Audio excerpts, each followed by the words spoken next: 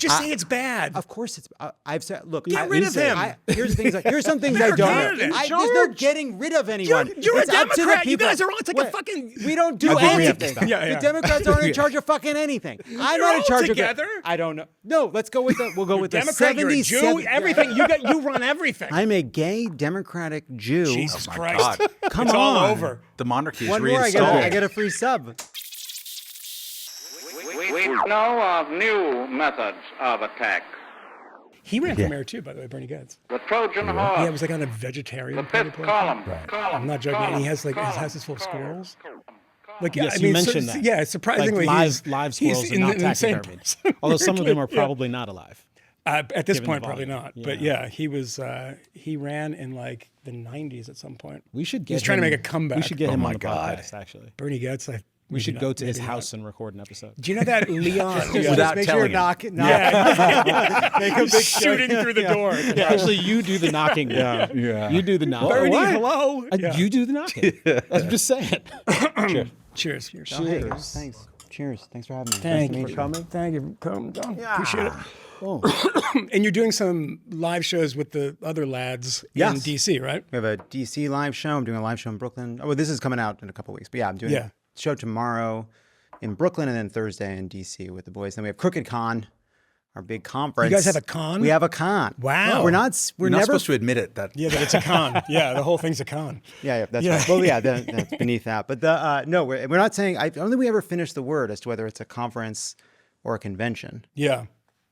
We leave that to the listener. But it's multi-day? It's one day. It's one day. It's the first time we've ever done anything like this. It's one day. We're doing the show Thursday night, and then we have a day of panels and interviews. We have like Chris Murphy and Ruben Gallego, and then I'm doing a panel with like Tim Miller and Hassan Piker and Katie Tarlov and Jessica Tarlov. Jessica's on our show on Wednesday. Yeah, your pre-she's post. She's so it's very impressive what she does and very hard. And I can't believe she does it. Yeah. And I'm like, when I think about what I do, which is sit across from people who largely agree with, and I'm like, boy, I got to prep. And it's like, man, she's in it. And it's very, but it makes her really sharp. It's like worth it. Yeah, I like her a lot. The competent Fox liberal. Yeah, for sure. Not the ones that they're all like the old Carter administration guys who became conservative, and they were like, "I'm a Democrat." It's always about Combs. Combs is always the guy who's getting shot rest on. in peace, Alan Combs. But who was the other one? The Carter administration guy,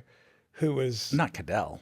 Pat Cadell. Yeah, Pat Yeah, Cadell. but he was just crazy. No, but he was always like our Democrat, and you'd be like, you know what? We have to arrest trans people. And like even the Democrats are really coming around on this issue. It's like, no, he's not a Democrat. Good Lord. Man. Well, John, I'm delighted you could join us. I want to talk about a bunch of different stuff with you. Great. You can kind of be our left of center whisperer. This is a podcast that over indexes for libertarians. There's the failed fusionist project that I suspect we're all kind of smarting from. I think I know conservatives a bit better than I know progressives and liberals in general. I'm not even sure what to call you people, to be totally honest. Wow. Yeah, part of the problem. And there's a lot that needs to happen in order to orient myself to your world. We've got a mayoral race that is going to be decided very shortly. We're just going to presume that Mamdani has won, and I mean, he's getting ready to transform. God, here we go. No. That is most likely the case. But wouldn't it be perfect that right when everybody decided Mamdani was a fait accompli and Bill Ackman's out on 42nd Street with a giant cross saying the end is nigh, that it doesn't happen? Isn't that exactly like the most terrifying Mamdani could ever be is right before he doesn't win, right?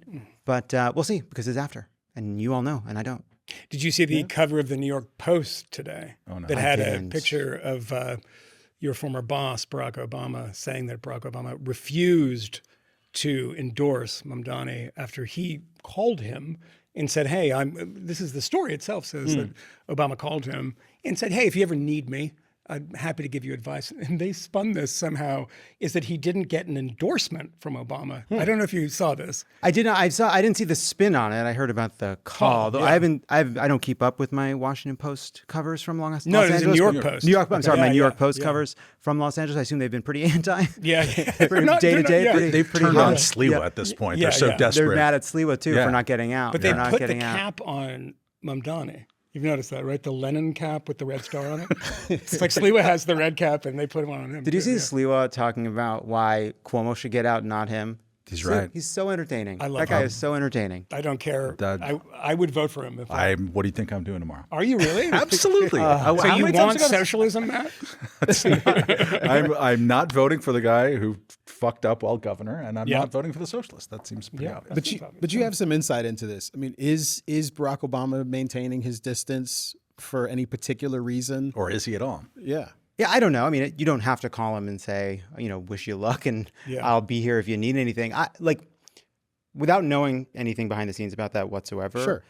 I thought that's interesting, and it speaks to something about it reflects something that I feel a bit about it, which is what he's saying underneath that maybe is something like there are people that don't like Mamdani. There are people that have a lot of concerns about him. But if he wins, right, will he succeed or not will depend on what happens around him, the people that he assembles, the ways in which he listens to his advisors, the places he moderates, the places he doesn't. And that's what I take from that, which is, okay, you've run an amazing and inspiring campaign that's moved a lot of people and made people excited about politics. Now it's time to govern. That's harder and different. And I think there's a lot of people that are worried about Mamdani as he described himself a couple years ago, and a lot of people worried about Mamdani as he's described by the New York Post, right? And then there's what he's actually... Yes, absolutely. But then there's what he's actually done to moderate, to seem open to criticism, to be curious, right? And that doesn't mean he's not going to fall flat on his face for the reasons you all expect he will. But what I hear in that is someone saying, let's try to help him succeed. That's all. Is the thrill of the leg similar between the two? Like the reaction to Zoran, I made the cheap analysis today, something like that. One of the reasons why Democrats are so excited is that Democrats are so excited. They don't have much. I mean, like no one was excited voting for Bill de Blasio. No one was excited about voting for Joe Biden. I mean, except for Ben Dreyfuss, or not many people were. But like this is like, hey, he's young, he's cute, and he can do social media, and this is an affirmative act rather than playing defense against some horrible person. Yeah, I think that's part of it for sure. Yeah, I was catching up on my fifth column, and I saw you guys pulled a moment of us on Pod Save America talking about. I was about to ask you about that next. Yeah, no, and that's about we've had a bunch of different conversations about Mamdani, and I'm an emotional person, and I feel I am excited to see a bunch of people who have not been excited about politics to be excited about politics. I'm hard to move. I've always made this joke. Like, I'm not motivated by hope and inspiration. I'm generally motivated by anger. I'm glad to see other people. But I am. And I actually That's why think we invited you on. Yeah, the exact same way. I wonder how true that really is. Yeah. Motivated by anger? Towards his audience. We heard that earlier. That's what. All right. You didn't include that. So no one knows the reference. Good Are you sure we didn't? No, I think we left it in. Yeah. But well, maybe. But I can just reference. Okay. No, I sometimes think when people say something like, God, I just want to be inspired, interrogate that for a second. Like, inspiration is a useful part of politics. It's a useful tool in a candidate's tool set or a party's tool set to get people to do what they might not otherwise do, knock on doors, right? But it's not supposed to be for you, right? If there's something you believe should happen for the good of the country, you shouldn't need someone to inspire you in order to do it. But that's inspiration's a strange thing to want in a candidate for yourself. I get wanting it as a politically useful thing. So for me, that's not how politics works for me. But there's a lot of people that are so worried about how could New York do this? They're going to vote for the socialists. They're going to vote for this guy. Why is he so exciting? And then you look at who was fielded against him. Yeah, of course. And if you want to know why we ended up in this situation, look at what became of the kind of bereft and pathetic establishment of the Democratic Party that thought someone like Andrew Cuomo, the money that got behind him, the people that got behind him, as opposed to, by the way, other people. There's people behind him. It's besides AI slop generators. Yeah, I guess that's true. Yeah, there's a lot of AI slop too. And they're people now. And you should face it. Yeah, you should face it. And it's not just Bill Ackman. Yeah. But it's mostly Bill Ackman. Yeah. But what do you think of Mamdani as a candidate, as a potential mayor? I mean, what's your sort of general read on him, not as a politician, how good he is at it? I don't think he's particularly good at it, but he's fine. Like everyone says, he's so magnetic. I watched him in those debates and I was like, stop fucking smiling. He's just grinning from ear to ear. He's just a happy person. He's just getting back to where we started. Yeah, and he's like, but he looks like someone's pressing a Kalashnikov on his back and he's like, do I keep smiling? But the thing is also motivating these people that are in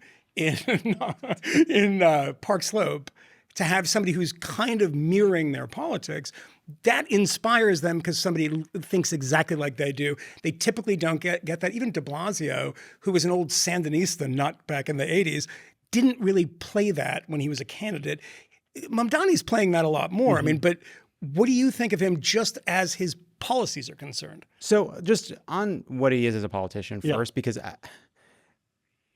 what I think is interesting about him is you look at just in the final weeks saying he's going to keep on the police commissioner. Yeah. He's gotten a lot. This is where I mean like the version of him in the Post, right? I saw the stories that said he was abandoning gifted and talented programs, right? You see those stories. He's abandoning it. He's doing it. And then you're like, wait. It's kindergarten. It's kindergarten. Right. And like to start. So he has said in the past that he wants it all gone. But he's also he said he wouldn't go as far as de Blasio would have gone, right? So he's already said he's going to not go as far as de Blasio. Yeah. And I do think just like, I don't know, on a policy level, like, are we really that good at sorting preschool kids? Like, I like, there's something a problem with that. Sure. Now, the fear, right, is what you're saying. Like, actually, it's an entry point. It's an entry point for the project of the equity and the destroying of gifted programs. Or even just that he wants to end mayoral control, which is more than de Blasio ever went for. Right. And now this is again where that is on his website, right? But he doesn't have an education policy. So here's why I'm saying all this. I interviewed Mamdani. And the flip side to the coin of saying he is this inspirational figure is the ways in which he is political and doesn't lose his core audience because people think they understand him and he has a lot of credibility with them.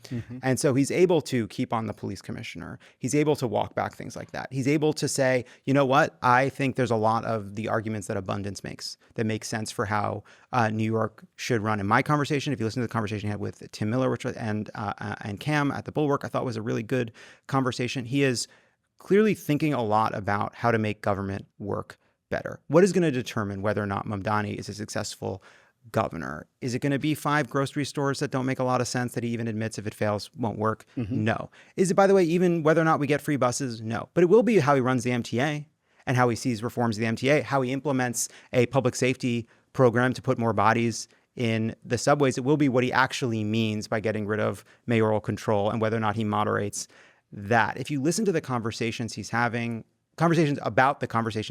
with business leaders, with labor groups, there's something very sophisticated about the way he thinks about policy, which makes me think that with the right group of people and the right political pressure, I don't think it's some guarantee that the options are he either successfully implements policies that destroy the city or he fails to do so. I think the curve on what success looks like for him is very different than the curve for someone like Cuomo. I know where I'm living if we get a mayor Cuomo. I think what failure looks like, probably oddly, maybe kind of similar, right? Like how much damage does he do if things go the way that you might expect versus like what does success look like? He says his mayoral hero is LaGuardia. He is clearly open and curious, genuinely. If you talk to him, you're like, oh, this is somebody that's actually thinking about the question and what he thinks about. He's actually listening to the people he's meeting with. Now, you can say, actually, he's putting on a show to win this race. And I don't know Mamdani. I've talked to him one time.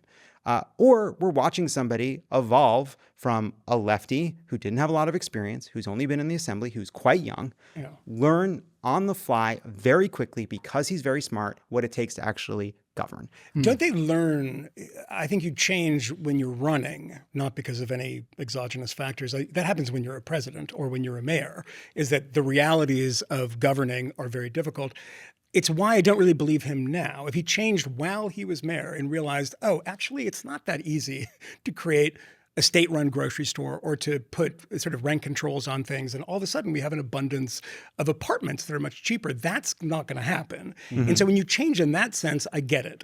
When you change on the campaign trail, you're just looking at polls and trying to, and it's like, so who is that guy? I mean, Barack Obama, conservatives attacked him early on and said, oh, he's palling, or as Sarah Palin said, palling around with terrorists because he was friends with Bill Ayers and Bernardine Dohrn.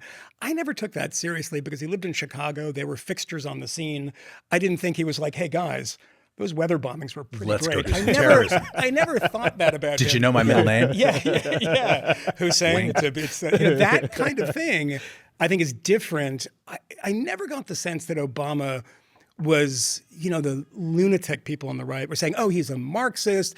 Frank Marshall Davis, the Marxist, is his father, all this lunatic stuff. He seemed to govern, in his first term especially, pretty much how he ran. I don't necessarily see that with Mamdani. He might learn on the job that this stuff is much more difficult than the utopian idea. But how do you think of somebody who, when it comes time to win the election, starts changing all their positions? Do you know what I mean? Yeah, I think, presumably you're glad he's changing some of his positions to move away. I just don't know if I believe it. Right, I guess, and I don't know. We don't know. In part because this is a pretty untested guy. I have no idea. He's what, 34? 30, yes. Yeah. It's incredible. Yeah. So I mean, this is interesting, and I can respect the acknowledgement of his moderation, and we'll just have to wait and see.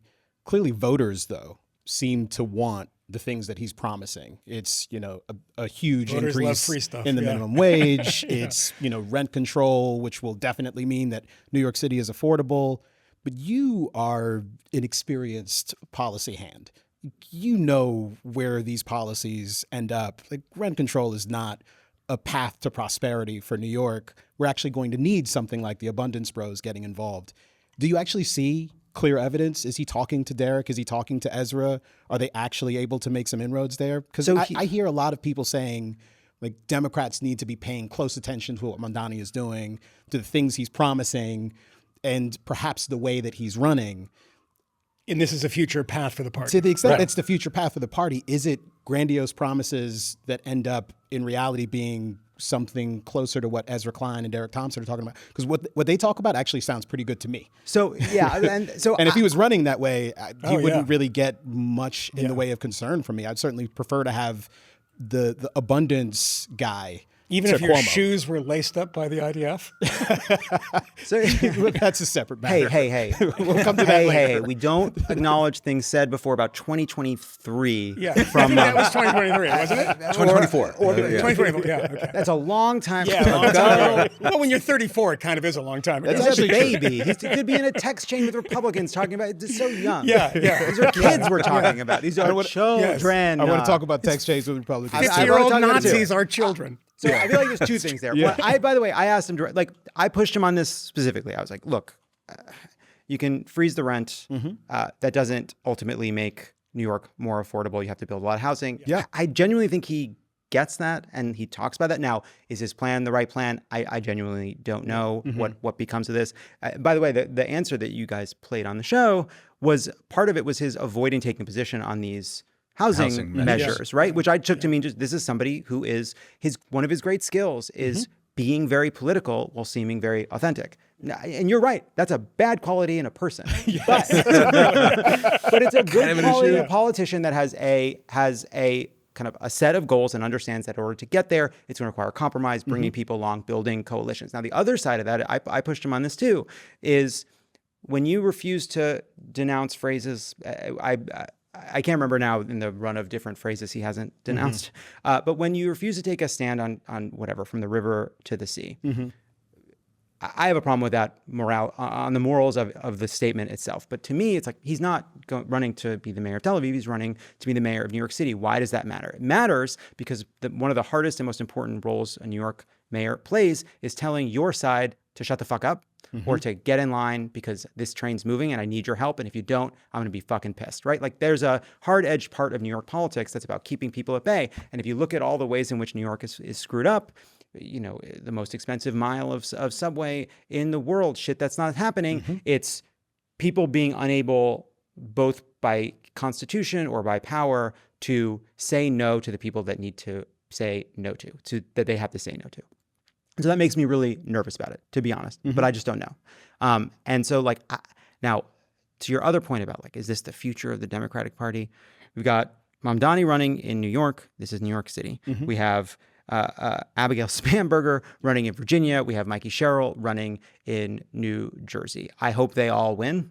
And I am sure that will lead to a bunch of people drawing all kinds of conclusions about what the future of the party is. And the answer is just yes. Like I genuinely believe that there is a big anti-Trump coalition that runs from the libertarians and the center-right anti-Trump people all the way to the far left. That our job, in part, is to understand that we are part of one big coalition fighting the worst excesses of the authoritarian impulse of the Republican Party. And as far as the Democratic movement is concerned, it must have space for people like Mamdani and Spanberger and Sherrill and all the rest.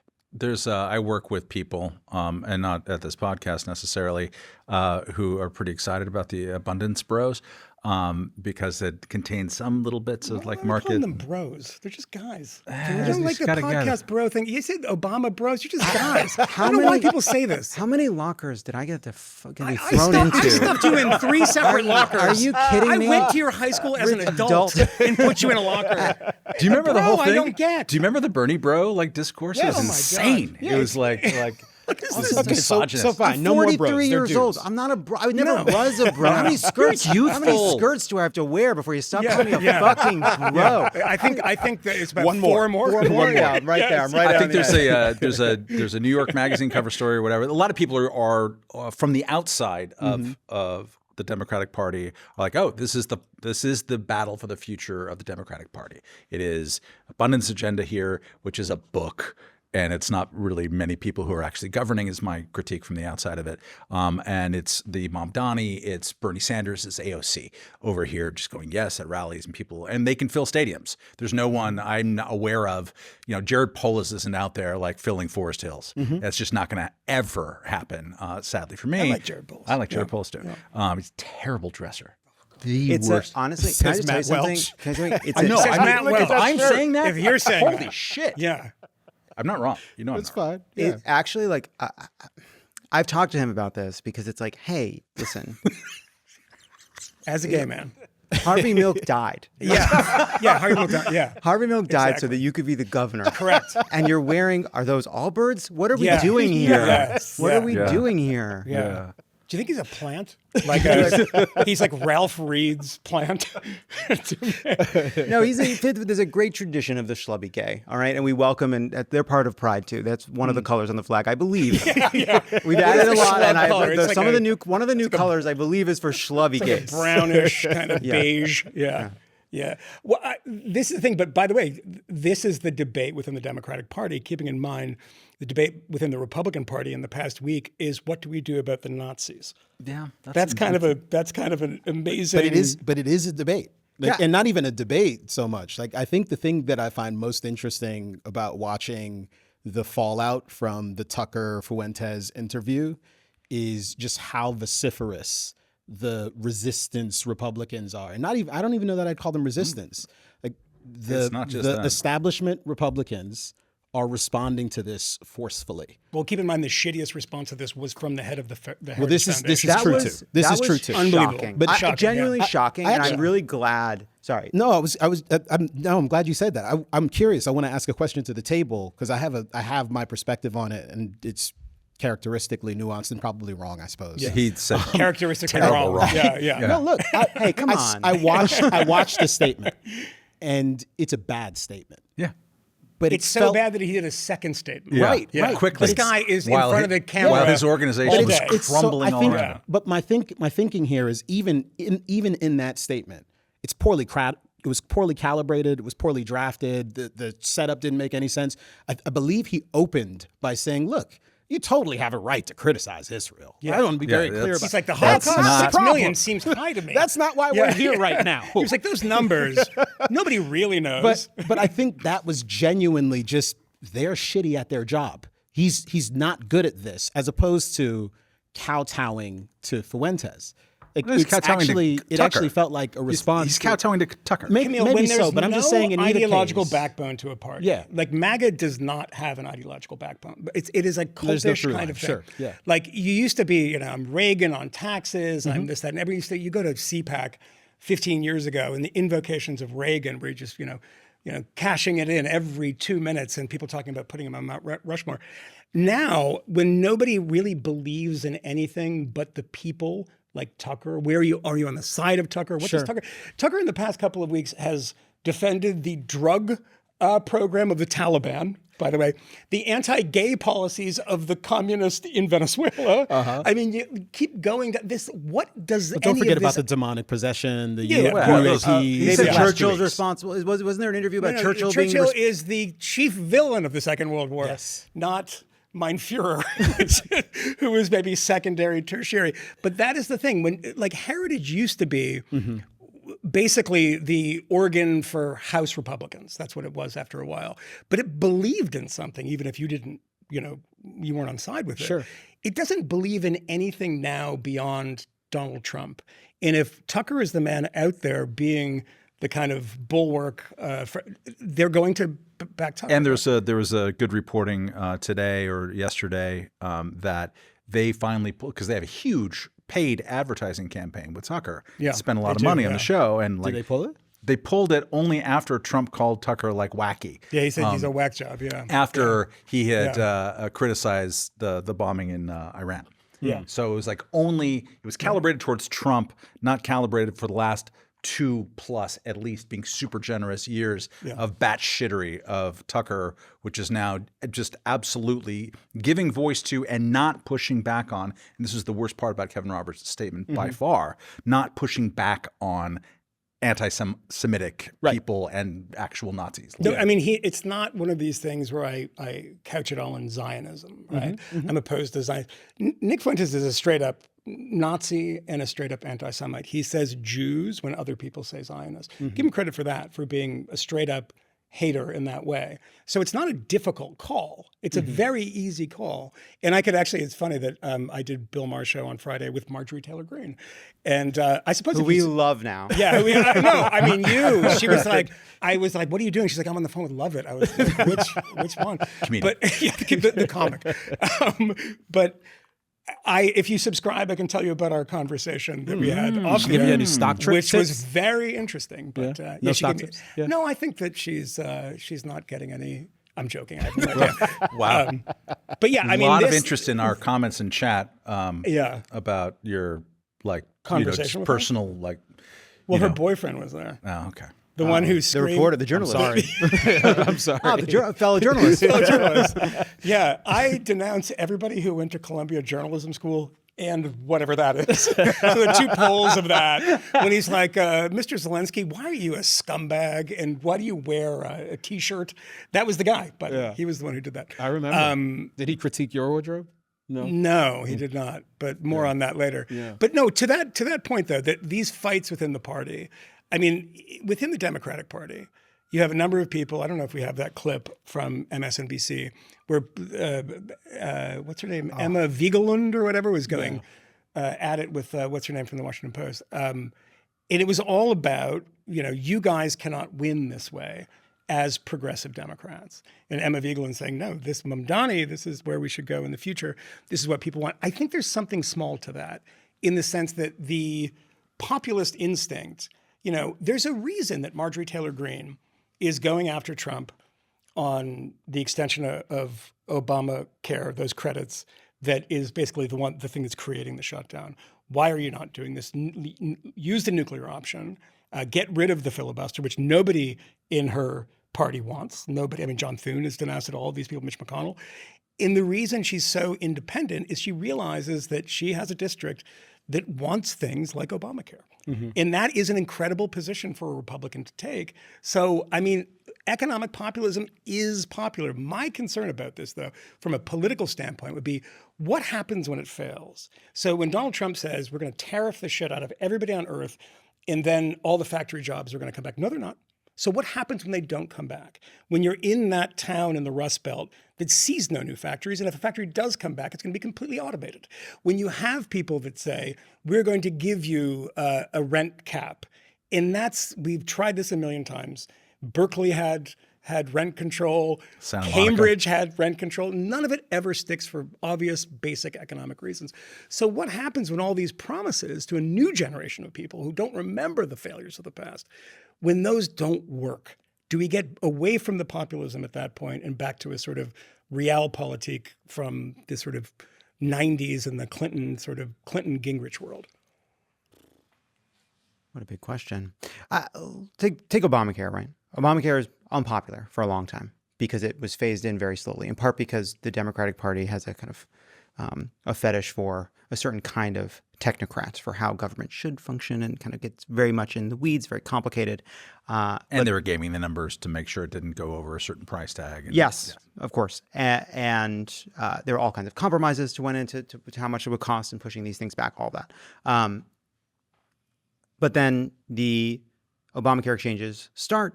Some website snafus at the beginning. I don't know if you remember those. No, I remember. By the way, like I was out. That was by the time that happened. I think it's must have been 2012 or 2013. I think I just left. I'd left, and I remember just being like, so there just isn't a website. It just didn't. They just didn't do it. Because I remember the stories coming like, hey, they tested it 2 days ago. I was like, that's too close. Uh-huh. That's too close to launch, guys. Too close. It's just like, oh, it's just not ready at all. You should tell somebody. Like, it's the kind of thing where it's like, hey, it's sort of like if you break off the engagement, don't get divorced. It's like, hey, I know this call is hard, all right? And I know the invitations are already out, but it's worse to get divorced. Like, I know it's embarrassing to call up the White House and be like that the website doesn't work, but you still have to make that call. It sucks, but you got to tell them that the website just does not work. That aside, once it's up and running, it becomes very hard to remove. Not because it's populist, but because it actually delivers something that people want that is hard to take away. It's a benefit. It's hard to take away. So I don't think populism and policies that fail are like inextricably tied together. Now, Obamacare is a populist issue. It wasn't before. Like, what happens if you freeze the rents and it doesn't solve all of New York's problems? Well, I think people say, hey, Mamdani, you said you were going to freeze the rents, and I thought this was going to fix everything. And it doesn't. I think it's a bit complicated just because New York already has one of the most sort of illiberal, in the classical sense, rental market, right? There's just so many. How much of the housing stock here is non-market? It's something like 30 or 40 or 50%. It's huge. Right. And by the way, like, whatever happens when you do a temporary rent freeze, I think, again, the sort of salient questions to me about like what happens with Mamdani is, he has all these plans for how to build housing rapidly. It talks a good game about cutting regulations around housing and the things that stand in the way, and why buildings take 7 or 8 years, why barbers need 23 permits to operate in the city. Like, a lot of stuff. That's some of his best stuff, right? And I think it's smart. Can he do that? Can he deliver on that? Well, that's partly up to him. That's partly up to the people around him. It's partly up to the city council, right? Like, there's just a lot of stuff that's going to happen around him that will ultimately be more important than like the 5 big things that have been the headlines. Like, Israel free buses, a rent freeze, tax on billionaires. Like, ultimately, how much of that happens or doesn't happen will inevitably be kind of the second part of the story of his mayorship. And a lot of those things are outside of his control. You can't. He's not in charge of the buses. He's not in charge of taxes. Right. So he can be someone to blame. He can be in charge of, or at least have more impact on building permits and such. I will say one thing nice about Brad Lander. It's going to happen. What? This is the only thing. Yeah. This is the only thing. I don't know why this is. He's Jewish. Is he? Yeah. Well, Matt's an anti-Semite, so this works out. I don't see. He's trying to cover I just hate. No. He's very shifty.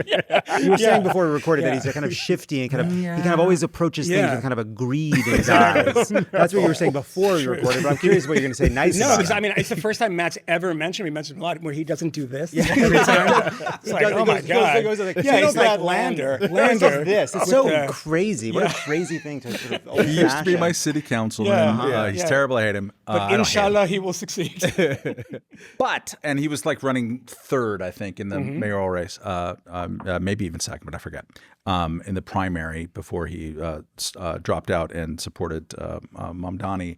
But my district, where he's from, has one of the only places where they've built thousands of new housing downtown units. Brooklyn, not even downtown Brooklyn, on the Gowanus Canal, right there on the Superfund site. 2 blocks from my house, there are What a city. 5,000 new units, brand Let's new put the units. Poor people there, and it's because the rich where the people. water bubbles. Bubbles and elbows come up out of the. We prefer to say the Gowanus Canal is sparkling. But that was also part of Lander's campaign. It's like, I have learned how to change zoning to have more housing, and we should do that across the rest of the borough. Lander's going to have, sadly, a position of importance in the Mamdani campaign, unless Sliwa pulls this out, and I'm not giving up hope just yet. But so it's possible that he'll hear that one little message from that one guy who otherwise says terrible nonsense all the time. Can I just say one thing that we turned to Nazism happened very quickly. But just to come back less quickly than usual. Yeah, let's stay on it for a bit if we can. But you said that there's abundance on this side and the left on this side. I don't think that's true. Okay, I really don't. It's a genuine question. Yeah, no, I know. I'm not there. Right? I think that's a little bit true online. There's a certain kind of faction of online lefty that has decided abundance is some kind of conspiracy. I'm going to be ingenerous. Are you calling them Nazis? It's then? pretty crazy though. But this is like kind of a conspiracy of capital. That's unfair, but true. And that but like we just had this bill in California, SB 79, which is to just allow 7-story buildings near transit. A no-brainer to overcome local objections. And the amount of sort of NIMBY antagonism directed toward this bill that was not ideological, right? And in fact, like in Los Angeles, it was the left members of the council that had gotten behind SB 79. It was some of the more liberal members that were pushing it. It was the people that were sort of more receptive to the kind of objections of a few richer neighborhoods, which had more moderate members, that were the biggest obstacle. And then our mayor got behind the city council's objection. City council voted against it in kind of a resolution. Gladly, it didn't actually work, and Newsom signed it. But I think that is the reality of the actual opposition to whatever the abundance agenda is not truly left, except in a few places online. It really is more kind of old school local politics. But is there much actually in the way of abundance agenda politicians in office doing abundancy things? That's been my skepticism so far. Well, look, it's one book by 2 journalists. We just passed a big law in California, right? Like it's I think something really interesting is happening. And also, by the way, legislation aside, I think there's a collective embrace. Even Mamdani, by the way, I think it's I asked Mamdani directly, are you abundance pilled? And I feel like he didn't say yes, but then he said yes. And one of the things when he said, what's something you've learned or what's a position you've changed, it was about the need to build more market rate housing. So I do think it's been very influential, and it has kind of exposed the ways in which liberal sounding words have been used to oppose liberal ends. Environmental concerns, labor concerns, all standing in the way of making our communities affordable and livable. To that question put to you, since you first sort of put pen to paper as a speechwriter for Barack Obama, and you're 43 now? In those years, is there an issue you've become less left-wing on over the time? That's a good question. Let me think about that.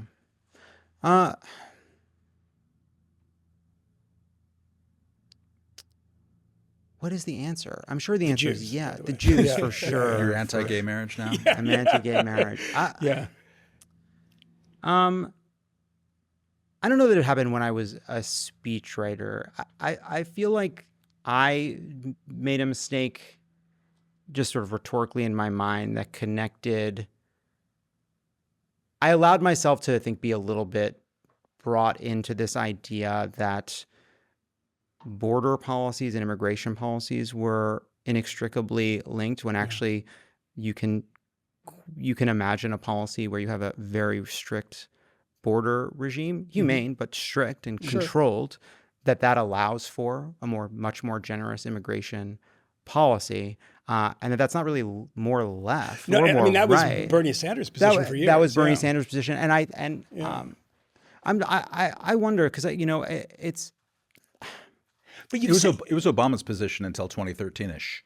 And continue. I would say I don't think it stopped being his position. Around 2014, the party in general, and he as well, and the platform started changing a lot more and emphasizing more dreamers and being there was a divergence that happened sometime around. But to that point about Obama, I actually have an answer for you. Yeah, go ahead. No, I want to hear what you're saying. No, I was going to say about Obama. It's a very similar question. I've seen Obama in the past 5 years talking about identity politics. politics and being pretty brutal about it, pretty funny about it. And I was just like, oh my God, I agree with. Depends on when you catch him. Well, the stuff like that if he's in the barbershop, he's like, hey, she's one of us. Well, he's a politician, She's but when you see through him what we've been through, she understands. Yeah. That's not terrible, Obama. Wow, that's pretty good. Incredible. Yeah. Thank you. But can you sing too? Well, you already know. No, I know that. But no, that when you see him on a panel at Princeton, I think it was at Princeton, where just, no one's asking him a particular question about this, and he volunteers it. Whereas when you're in the barbershop, you're in politician mode always, particularly if you're Barack Obama. It just struck me that his kind of views on particular things like identity politics are much more complicated than people ever gave him credit for. I mean, we've talked about this on the show, and you've pushed back on this on the show. And I wonder if the same thing about him, this person that you know and you've seen as a politician grow as a politician, is that, have his ideas on a lot of these things changed, particularly as it this dominant liberalism or leftism that became culturally dominant. Again, online is different. But, I worked at Vice in 2016, 17, 18, 19, and I was like, what the fuck is going on around me? That kind of thing has, I think, changed a lot of people, particularly liberals that I know. And I saw a bit of that in Obama when he was responding to particular questions about identity politics. So first you found something, but I want you to talk about Obama in that way too, knowing him, if there's maybe a complication to the way he thinks about this stuff. So... and maybe they're connected. Barack Obama, as a figure, believes in persuasion, right? That's what he believes his project is. He is in the project of persuasion, building the biggest coalition you can behind your ideas. And there is something, I think, and again, this is just my opinion from the outside, that there's something discordant and frustrating to him about any kind of politics that is kind of purposefully alienating, and that doesn't view its role as bringing people in, but rather kind of drawing lines, casting judgments, making being part of your coalition harder, not easier. There's something that is an anathema to him as a political figure and someone who views himself as a coalition builder, community organizer, what have you. And partly because of the way politics is practiced on the internet, it is much more kind of sour and subtractive than politics in real life is. And I by the way, this continues to be true. That if you view the left exclusively through what it sounds like online, it's just horrible. Who would want to be part of that club? Sucks. But if you go out into the world and meet with the people that are doing the organizing and campaigning and politicking, they're so much more open, welcoming, generous. Politics in the world continues to be additive, humane, empathetic, willing to listen, being open. And the best politicians, by the way, have that instinct as well. It's why Sarah McBride gets shit sometimes for not being pro-trans enough. Hard to be more, I would say. But so that to me is what I think his instinct is on the way people talk about identity politics. Does that make sense? Yeah, I mean, but it's interesting when we all were together watching the clip of the weird, mysterious town hall that CNN had with Bernie Sanders and AOC. And Bernie Sanders sounded exactly like you'd expect. There's never a sort of discordant note. He's always the same person and doesn't bite on any of those questions. AOC, on the other hand, said, they hate women. I was talking about the Trump coalition, MAGA people. They hate women. They hate people of color. They want to see they dehumanize trans people. And that might be true of some people. But the fact that she led with that, and then I changed the channel and saw Gavin Newsom on a podcast with two black podcast hosts who said, and I looked at you because you're black.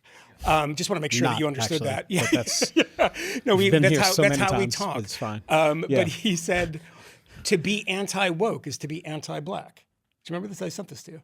And he said, being anti-woke is just, it is reductio ad absurdum. It is anti-black. And it surprised me that somebody who's running for president in AOC, who I don't know what her aspirations are, that are going back towards an identity politics that I thought a lot of Democrats realized was not what America was really When into. did they realize that? After Trump Yeah, won? I thought so. Particularly the huge swing amongst Hispanic men, black men, not black women. But there's a shift there. But there's also a shift in the culture. Even pre-Trump being a psycho, I think, like suing everybody. But I also think that there was a sense that, okay, we've gone too far. And then I see major Democratic candidates or major Democratic figures going back to that. And I wonder if you are somebody, you have an identity. You're from Long Island. You're a comedian from Long Island. That's what I think. Okay. Yeah. Any more you want to add? Yeah. What else do you know about me? What are my identities? You've worn a dress a few times. That's what you said earlier. By your own admission. Skirts, yeah. It's not connected to the top. Wait, separate from the top. I'm pretty gay. Pretty gay. Let's wind this. Let's wrap this Let's wrap it up. Let's do it. I didn't know this was part of the deal. But that kind of, do you, what is your feeling on the other end of that identity politics, which was, you have to admit, was pretty intense for a bit? So, I feel like this kind of brings in a bunch of stuff, some of which are Democrats' fault, some of which isn't. There was a poll that came out just this week and said, well, what's wrong with the Democrats? Well, they're too focused on identity issues. They're too focused on identity politics. And like, is that true? Like, forget what the polls say. Is that true? Like right now, if you looked at like, what are the last 100 things that Chris Murphy, Brian Schatz, Chuck Schumer, Hakeem Jeffries, Nancy Pelosi, like any leading Democrats have talked about. Like, it's not about this. It just isn't. But electoral politics, people, I mean, I think the people in that poll are associating with like, what they see on Netflix or something, right? Or, sure, I guess. I don't know. Democrats have to wear non-political Democrats' cultural baggage. So I think that's part of it. I think part of it is there is an entire media ecosystem that exists to pull up the kind of dumbest and worst comments from Democrats and non-Democrats to speak for Democrats all the time. Like that is just a huge problem. There was a whole round of press after 2016. It's like, why didn't Hillary Clinton spend more time talking about the economy? All she did was talk about the economy. Everywhere she went, she talked about the economy. It just didn't get covered. What got covered were the criticisms of Trump. So she just talked about Trump the whole time. So there's an ecosystem problem that is kind of visited on Democrats because collectively we treat Democrats as the antagonists in our politics. I'm sorry, as the protagonists in our politics. And so they have agency and they are responsible. Republicans are the villains on the outside, kind of the enemies at the gates. They are antagonists. They have no internal monologues, I guess. And so that ends up being all the stories end up being about what Democrats went wrong. Like there's never the equivalent story about Donald Trump's weaknesses. Like, why is he talking about the pardons again? Won't that hurt him in the midterms? Like there's just like that kind of story just isn't interesting. I think we will hear some of those stories this week on Wednesday. For sure. But you know what I'm saying? That there's a way in which we kind of make Democrats responsible for everything because they're the parent that listens. And, you go to dad's house and there's no food in the fridge and it smells weird, not bad, just weird. And you don't like that you have to spend time there and you're mad at the judge and you're mad at everyone. But daughter talked to him? That's so weird. But why are you mad at mom? Because mom really cares and loves you. And when you yell at her, she cares what you say about her. I'm mad at her because she runs the human resources department and fuck HR. Okay, that's fine. I don't actually have an HR department, thank God. But I think people have a set of cultural annoyances that happen at school, at workplaces, at HR, places that they code as annoying, or college campuses if they go to such places. And they just say those are Democratic spaces, totally dominated by Democrats, and they annoy the shit out of me. And I think for a while, and I think that Republicans don't have similar places and similar. For the most part. I think they did, and they will again. So I think you're right, just broadly, that like something happened where like when I was a kid, right? Like I remember I was young enough when Michael J. Fox was on television as Alex P. Keaton. And I thought that meant he was the same as Michael Keaton and therefore was actually playing Batman. I thought that very confusing. I didn't understand that. So I was just at the age where I understood acting, and I didn't totally get it because I did think Michael J. Fox was playing Michael Keaton playing Batman. And I was expecting the other Jon Lovett today, so it's the whole thing. That must have. So there's nothing in that iPad, but the no, that's why I closed it. Close that iPad for sure. But that doesn't work for weeks. But like right through to the 90s. So Bill Clinton at the 96 convention or the 92 convention, I don't remember. It was around the time of the Murphy Brown stuff. Oh, yeah. And they're angry that Murphy Brown's a single parent. And Bill Clinton gives this beautiful moment in the speech. It's 92. He says, if you don't feel like, if Republicans don't make you feel like they're part of their family, don't worry about that. Come be part of ours. There was a saying like, everybody's welcome. we let them judge and scold. We're not going to judge and scold. Come on in. The water's fine. And like that to me was a liberal idea. That's like, Oh, how that changed. But so now we got UFC on the fucking White House lawn. And if you ask people, like, it is a conventional wisdom that Democrats are scolds.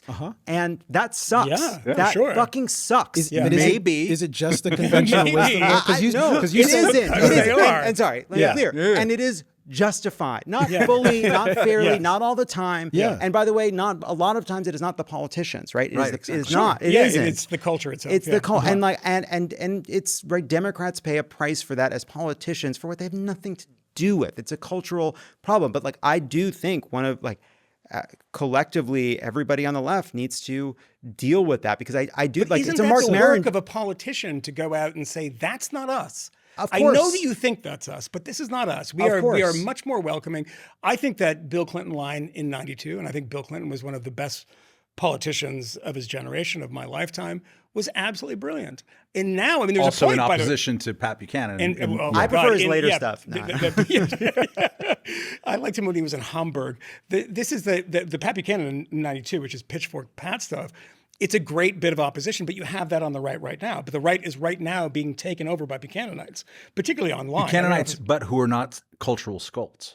They're just Nazis. But see, this is different. They are cultural sculpts. Yes, they are cultural sculpts. This to me is like the big trick. They're both pretty puritanical in slightly different in different ways about different issues. You think it's comparable in any way to the level of constant cultural scolding that came in the 90s from Republicans? It's not as uniform. I think that's the point that I was raising earlier, that as the right has responded to the Fuentes Tucker fallout, like, it's a loud response. If I rewind the tape to 2020, when, excuse me, I'll be candid, when the left lost their collective minds, when people were marching in the streets and accosting people who were sitting on the sidewalk, just like having their lunch or their dinner, and they were saying, you need to say Black Lives Matter right now or else. That was for you, Kmele. Yeah, exactly. And no one. I know. Was that happening? Just that that might have been a rare occurrence. That was a specific. That's a specific There's one example. video of that. Okay, that's a video. Okay, But I take your point. I mean, there was a fair amount. Post the black square. Yeah, there was a fair amount of that on your kind Instagram, and that fixed it. So I don't understand why people are so mad. But I think that was more uniform. And at the time, I'd actually asked about the guys about this over text. Like, I've tried to remember something like that Wall Street Journal editorial that was published today, castigating Heritage and Tucker for their awfulness. Like, was there anything similar in a paper of record for the left? And there really wasn't. The closest equivalent was the Harper's letter, which I was a signatory to. And the people who drafted the Harper's letter, and certainly the people who were signatories to it, are still castigated to this day as though they did something abominable and terrible. But if you read that letter, it's just basic. The letter was, by the way, itself stuff. was an attack on, I just talked to Thomas about this. We did something at a conference. It was, because I reread it, it was like an unrestrained attack on Donald Trump. Yeah, as the top. I actually talked really long throat really clear. long, like, by the way, throat clearing. By the way, we're good people. Time has passed. Yeah. So I could say, I talked to Thomas about that at the time. I was like, I think this is perhaps a little too anti-Trump and should be a little bit more specifically focused on the fact that the left has become a liberal, and that's a problem. I don't think you always need to do the throat clearing. They didn't listen to me. I signed it anyways because it's not my letter. It's fine. But yeah, I think that's the difference, that there wasn't a loud pushback against the excesses on the left. There has been one on the right about a specific thing, the Nazi white nationalist thing, which I think is. I don't want to step on John, but anyways. I think that there was a fair amount of those things. It's just that everyone who wrote them were then sort of like just not excommunicated, but just nudged out. Sometimes excommunicated. Just nudged out. That to me is the core problem, right? There are a lot of people that I think are anti-Trump, small L liberal, pro-democracy, who would view themselves as people in common cause with those who think the Trump project is disgusting, who felt alienated by that moment and felt pushed out by it. And to me, it's like, okay, you disagree on something you think is important. We've got to find a way to be able to do that without it being a kind of like the idea that everybody's you could say whatever you want. You could be RFK Jr., a child of a Kennedy, a liberal environmental lawyer. Now you're the head of Health and Human Services. But on our side, like, there are ways in which you can kind of cross the line. And to be clear, by the way, I think it's a little bit simplified, right? Because there's no star chamber excommunicating anybody. It's kind of more like almost like a vibe, right? We're talking about people being in 2020. It was bunch of goddamn mobs, well, but but like even to this day, it's like there's a way in which there's a kind of collective like, oh, they're not part of the team, right? And then that means it alienates the Steven Pinkers of the world, who I don't agree with on everybody, but like we should be able to think about these as people we can get and persuade to see us as all allies in a fight against illiberalism. Basically, that is what we're talking about. And I think too often there was this idea that no, we have to kind of clearly assert and defend the value, because that becomes the touchstone. And then once it's the touchstone, then everybody, we can't sacrifice over here. We have to like draw these hard and firm lines. Like that's the way you kind of assert, and kind of that's how your values will ultimately win. That's what Trump does. We have to be like that. And it just doesn't work. It worked for a short period of time though, didn't it? I mean, particularly on issues that I don't think that we've ever spent more than 2.5 minutes on this show in 10 years talking about trans anything. We just don't talk about it. It's not an issue that we're ever been interested in. And also, we know that Megyn Kelly's going to ask us about it, so we just save it up for that. Yeah, so then we just lift our shirts above our head and be like, well, let's not talk about this. But that is an issue that doesn't fire us and has not been something that I've ever been interested in. But there was a time when the joke was always, let's make sure we don't talk about it, because we will be savaged for any sort of, errant thought about it. And there was a lesson in that was successful for a short period of time. It was very successful for a short period of time. And I hadn't seen it for a while. It seemed that people understood that was not a good way of doing politics, particularly when you saw things like, biological men competing with women in sports became like an 80-20 issue on almost every poll. And that sort of retreated a bit. But then I saw it with Israel. And I was looking up the stuff that you'd done recently, just to do the most recent podcast, your own podcast, and Pod Save America. And it doesn't take long until somebody is pulled into a Reddit thread about how you're not sufficiently pro-Palestine. You don't talk about the genocide, what has happened to these Pod Save America. And that seemed to be the trans kind of litmus test of the past couple of years. And it was so brutal. In my opinion, so wrong. I mean, I've been denounced as being this horrible Zionist for believing that the state of Israel has a right to exist, and not anything about Netanyahu or not anything about the execution of the war and how it was executed. But just that became that line. And the thing that worried me about Mamdani was that thing about the lacing up the boot of the IDF. That was in 2023. But it was preceded by him saying all of the politics over there are the politics of here. Yeah. And that kind of worried me. I'm not somebody who's like, oh, we have an Islamist. Look, New York will survive. He can be good, he can be bad. Who cares? It survives, it always survives, right? It survived 9/11, for Christ's sake. But that issue was like, oh, that instinct amongst a certain coterie of people on the left who have an outsized influence on the discourse is still very much alive. And I'm sure you don't read the comments, and you're best not to. But I'm sure that people have said Pod Save America is not anti-Zionist enough. And that became one of the new issues for me. So, yeah. And I think we should just close on trans issues and Zionism at the same time as one issue. I think that's perfect. I saw that. That's a perfect way I thought that'd be a great French goodbye. And they're just a great thing to put together, too, because they're so... Do you know any trans Zionists? Simple. Simple. We'll get to ones who haven't been in Mamdani hats. Yeah. Back to my point about trans Zionism. Yes. No, but so... It's not even your opinion on this stuff. No, I know. It's, but I'm trying to... I know what you're getting. So you look at what those kind of comments, right? Why aren't you saying this? Why aren't you saying that?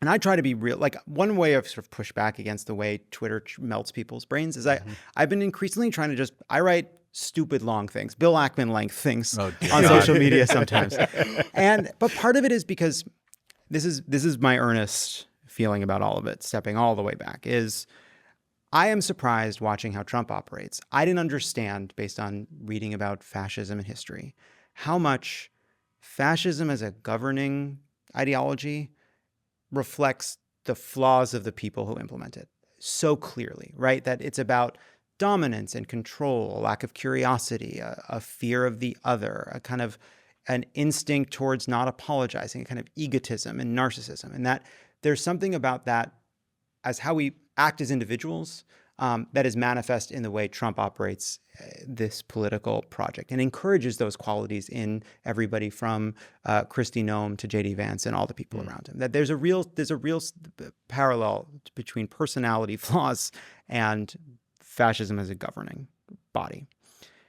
The opposite is also true of democratic principles. And what are the opposite of those fascistic ideas? It's curiosity, openness, it's willingness to admit when you're wrong, it's seeing nuance, it's like respect, it's forbearance, just this idea of forbearance, which is lost in our politics, that we sometimes it's okay to lose and not go all the way because there'll be another fight. We'll come back and battle again tomorrow, to see your enemies as human beings and equal to you, right? All of that is a democratic practice that we can do as individuals. And so when I say people chant like from the river to the sea, or like, why won't AOC say more about this, right? Like, whatever their she's being denounced, yeah. Whatever their whatever the genuine, I think, real feeling that undergirds that impulse, there is a great big coalition of people that would, I think, agree that Hamas is a terrorist organization, that Israel deserves the right to defend itself, that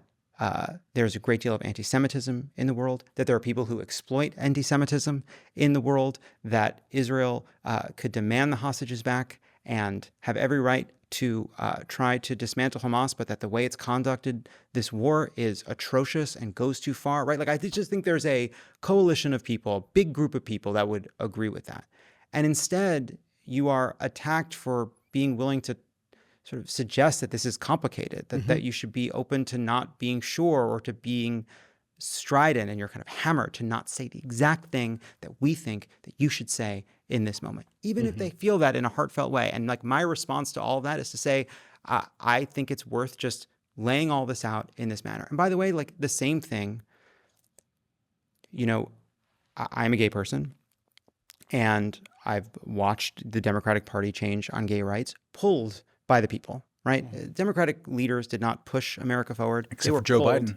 Yeah, 5 seconds. 5 seconds. Or, Come on, he's a gay guy. Gay guy. And by the way, what happened? God took away his ability to talk. Gay guy. Yeah.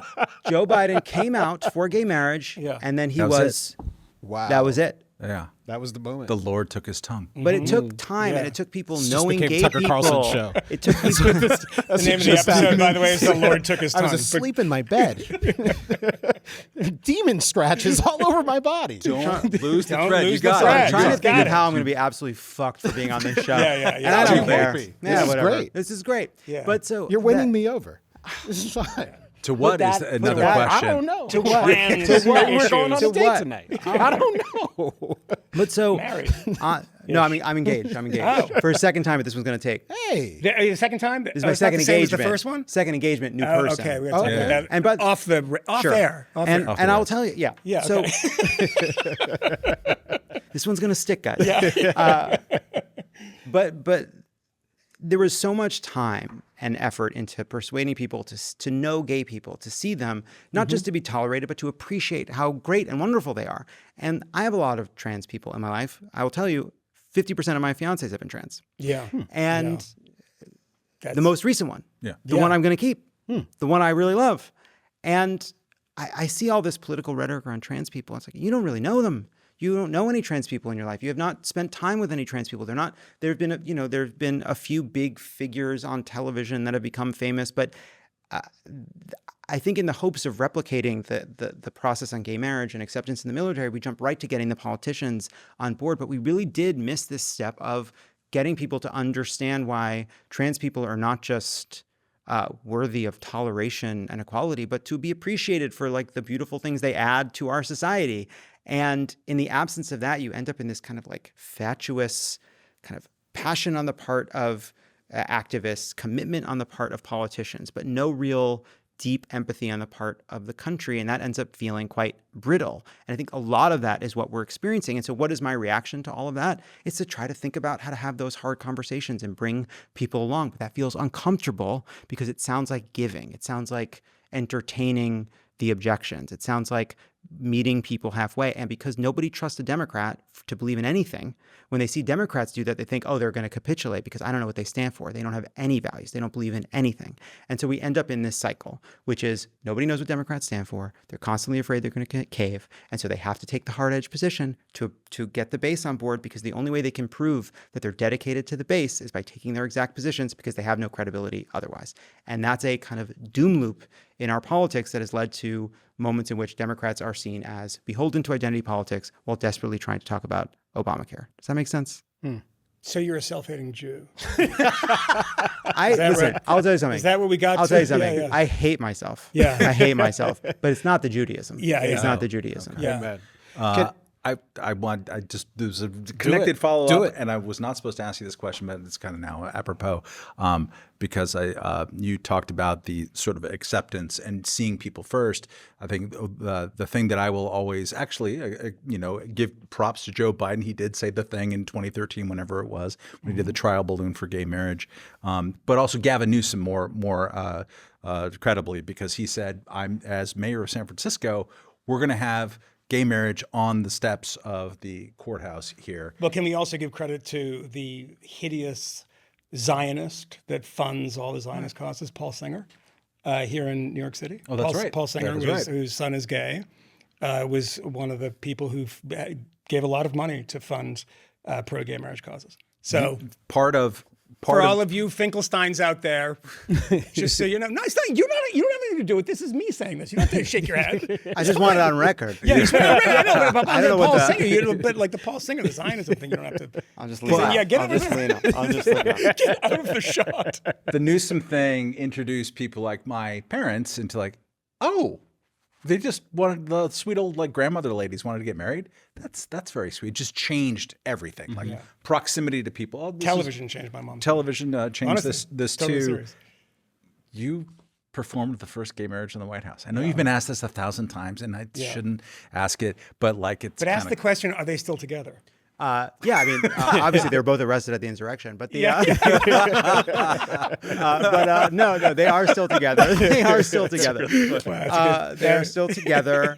So I remember I walked into Hillary Clinton's office, and because it was around the time where I can't remember what iteration of Democratic compromise we were at. What a party. But I believe we were stopping the constitutional amendment. And so she was in favor of civil unions, but not marriage equality at the time. We just called it gay marriage before anybody had read George Lakoff and decided that he was correct about everything. But so we're still, I still say gay marriage. You want to say marriage equality? Great. But I remember I like marched into her office and I said, like, just so you know, I'm gay. And I like marched back out. Wow. Which was, I was 23, Wait, 24. did you wait for, this was to Hillary Clinton? Yes. Did you wait for her to respond?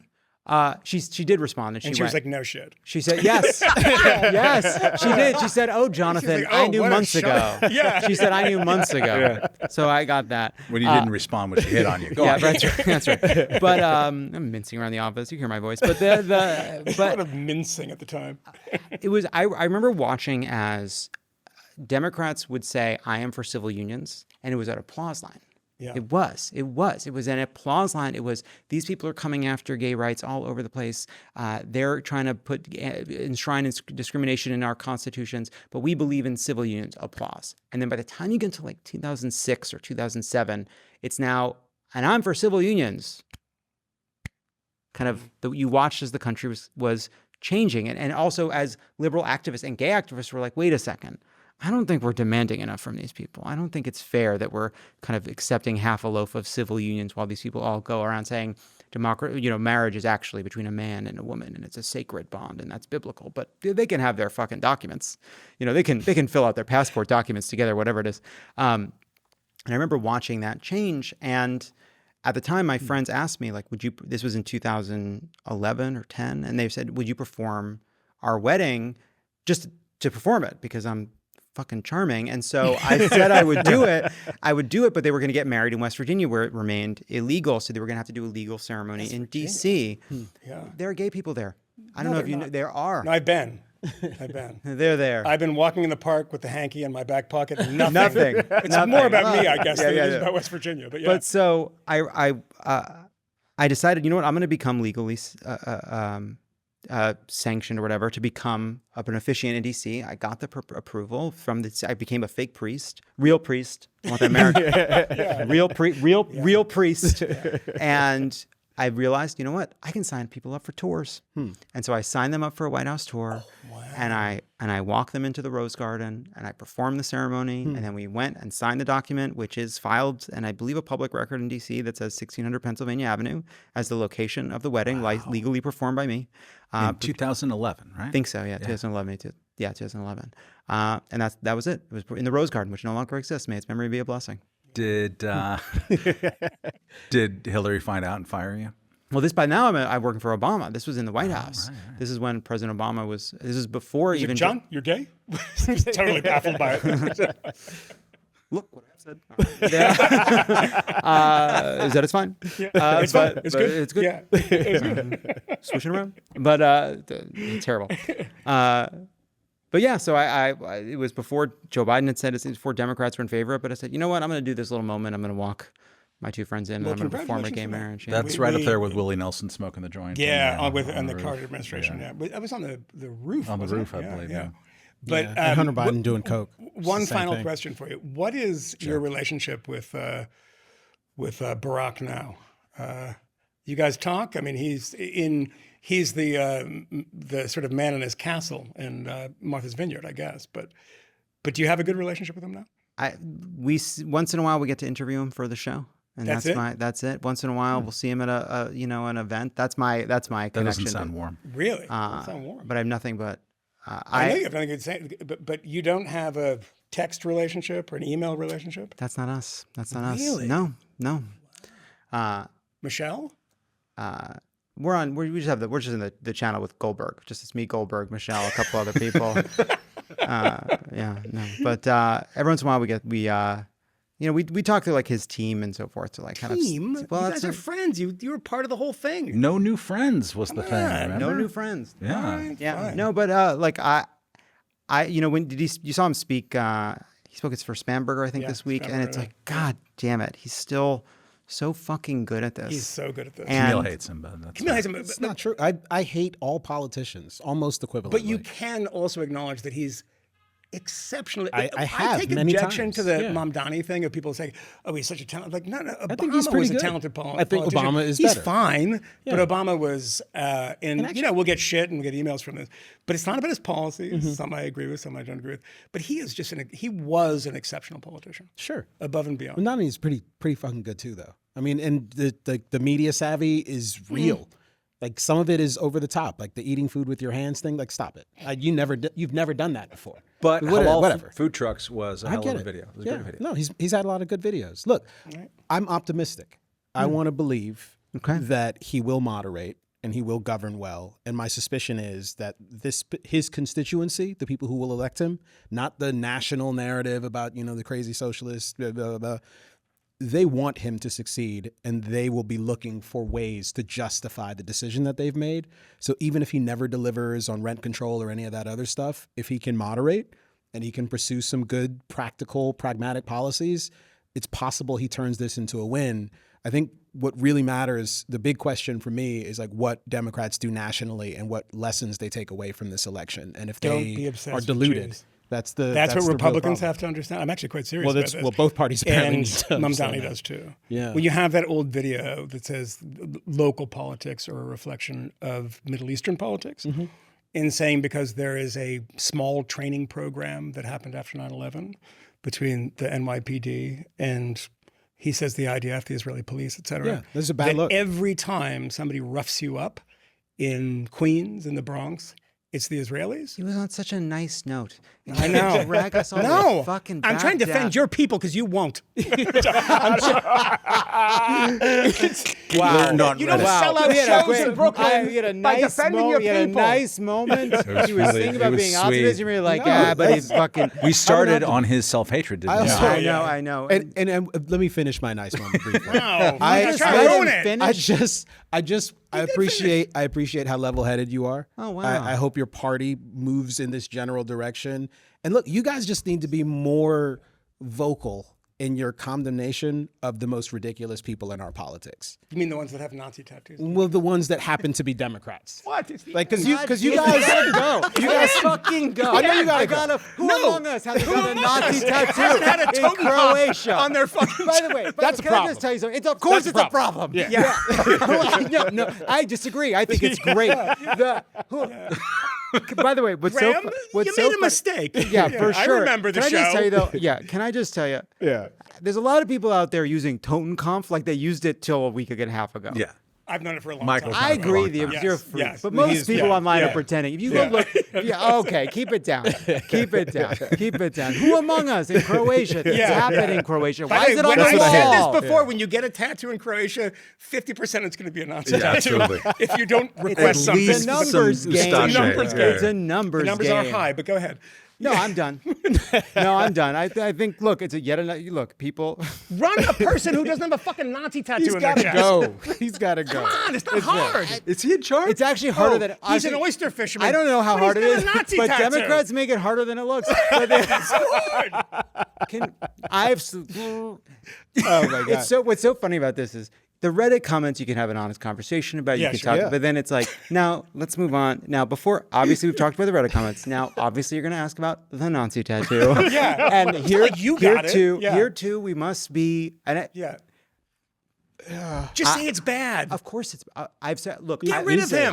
Here's things. Here's some things I You're don't. candidate. There's no getting rid of anyone. You're a It's up to the Democrat. You people. guys are all. It's like a Wait, fucking. We don't do I think we have to anything. stop. Yeah, yeah. The Democrats aren't in charge of fucking anything. I'm not in all charge of together. I don't know. No, let's go with the. We'll go with the Democrat, you're a Jew, 77. everything.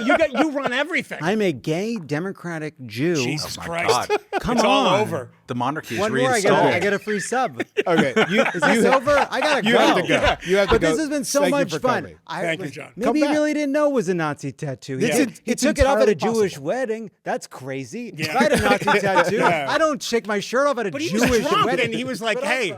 No one takes their shirts off at a Jewish wedding. Exactly. Yeah. Get on the chair. Take your shirt off. That's how it works. What a time. No, All right. all right, bye, guys. Thank you, John. Thank you. Bye. Bye. This is so fun. Bro, thank you so much. We know of new methods of attack. The Trojan horse, the fifth column.